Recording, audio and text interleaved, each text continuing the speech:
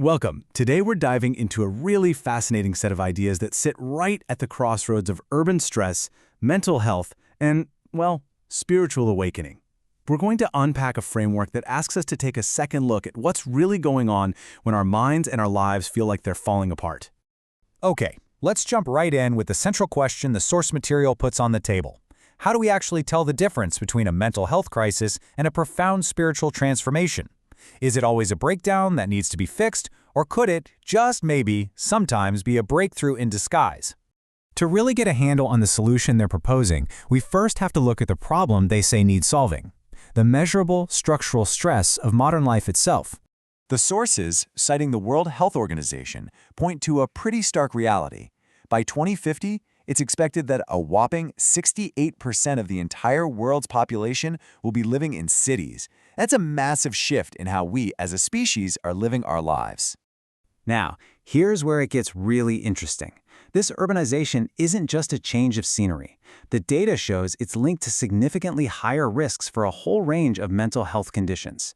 You see, mood and anxiety disorders get a noticeable bump, but look at schizophrenia, a staggering 137% higher risk in the most urban environments. That's a huge number.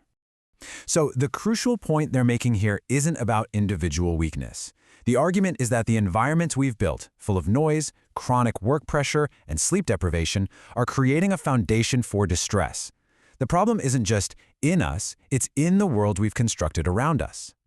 But the framework presented in the sources, which comes from a group called the UUCGA, suggests a much deeper, more historical reason for all this widespread distress. So let's take a look at their spiritual diagnosis and see how they build that case. See, for them, this isn't just about modern cities. The Manifesto of the Awakened Heart talks about something it calls the Grote Amnesia, or the Great Amnesia, a kind of spiritual forgetting that has created an upside-down world where our deepest truths have been swapped out for fear and control. This all leads to what the Manifesto calls a centuries-long Hartenjagd, or heart hunt. They frame it as a systematic suppression of our direct connection to spirit. They trace it all the way back to the year 33 with what they call the theft of a source code, an attempt to monopolize Jesus' enlightenment techniques. It continues through the Inquisition, suppressing intuitives and the burning of ancient wisdom from Alexandria to the Mayans. And all of this, in their view, leads to the modern era where psychiatry is positioned as the final gatekeeper. And this really illustrates their core philosophy: life as an enlightenment game. From this point of view, crises aren't failures or defects at all. They're actually opportunities, these really intense moments where we can shed illusions and tap into a deeper level of consciousness. But how does our modern world actually handle these crises? This brings us to the central tension of this whole explainer: the role of psychiatry. The source material presents this fascinating duality. Is psychiatry a modern tool of suppression, the final stage in that heart hunt, where institutions like the Vatican allegedly lobby through the WHO to pathologize spiritual awakenings?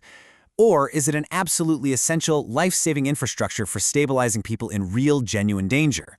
The sources argue we have to consider both possibilities. The clinical analysis in the Whitepaper really underscores that, whatever your view, psychiatry is a system under enormous pressure. Worldwide, it receives a median of just 2% of total government health spending. Think about that. A massive, massive problem with a tiny fraction of the resources. And you can kind of see that pressure reflected in the treatment trends. In many developed nations, the use of psychopharmaceuticals has just skyrocketed. Now, the sources note this could point to better diagnosis, but it could also signal a potential over-reliance on medication in a system that's completely stretched thin. So with this conflict set up, the spiritual view versus the clinical reality, the sources introduce their synthesis, a new model designed to try and bridge these two worlds. This is the Private X Divine Clinic. It's positioned not as a replacement for psychiatry, but as a complementary bridge model. It operates under the umbrella of the UUCGA, which stands for the Universal Undenominational Christian Government of America. And its goal is to offer another layer of care for experiences that don't fit neatly into a purely medical box. Its core operational concept is something they call spaceholding. Instead of immediately treating an intense inner process like a bug that needs to be fixed, it's about creating a safe container to support that process, to see if maybe, just maybe, it's a transformation trying to happen. The clinic's whole approach is built on the 4 pillars you see here: It's a holistic model, really, aimed at restoring what it sees as the fundamental harmony between the body, nature, and consciousness.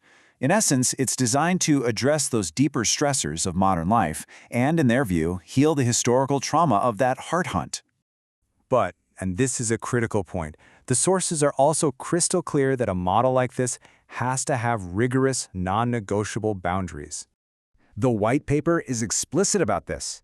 When there is acute danger, spaceholding isn't compassion, it's a risk. In these cases, standard medical intervention isn't just an option, it is essential. The bridge model has to know exactly when to step aside for the established life-saving system. And so, this all leaves us with the ultimate question that this material poses. Beyond how we treat individual crises, how do we design societies that are neurologically and psychologically healthy for everyone? How do we build environments that don't just stop us from breaking down, but actually help us to thrive? And that's the provocative thought we'll end on today.